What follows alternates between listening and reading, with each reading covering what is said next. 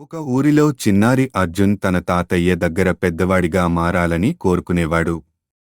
ఒకరోజు తాతయ్య ఒక మాయమంత్రమైన రహస్యం చెప్పాడు. అసలైన మహాశక్తి జ్ఞానంలో ఉంది. ఒకరోజు ఊరిలో పెద్ద సమస్య ఏర్పడింది. ఆ సమస్యను అర్జున్ తన తెలివితో పరిష్కరించాడు. అందరూ ఆశ్చర్యపోయారు. తాతయ్య సంతోషంగా చెప్పాడు, నిజమైన మాయమంత్రం నీ లోపలే ఉంది, బాబూ. ఆ రోజు నుండి అర్జున్ మరింతగా నేర్చుకోవాలని నిశ్చయించుకున్నాడు. అర్జున్ వెంటనే అడిగాడు, ఈ శక్తిని పొందడానికి ఏమి చేయాలి తాతయ్య? తాతయ్య చిరునవ్వుతో చెప్పాడు, నిన్ను నువ్వు గమనించు, ప్రశ్నలు అడుగు, ప్రతిరోజు ఒక కొత్త విషయం నేర్చుకో.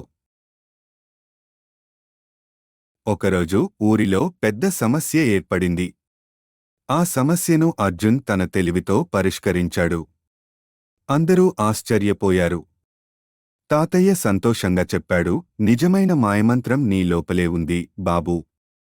ఆ రోజు నుండి అర్జున్ మరింతగా నేర్చుకోవాలని నిశ్చయించుకున్నాడు. అర్జున్ ఆ మాటలను పాటించసాగాడు. ప్రతిరోజు పుస్తకాలు చదివి, గురువుల నుంచి కొత్త విషయాలు తెలుసుకున్నాడు.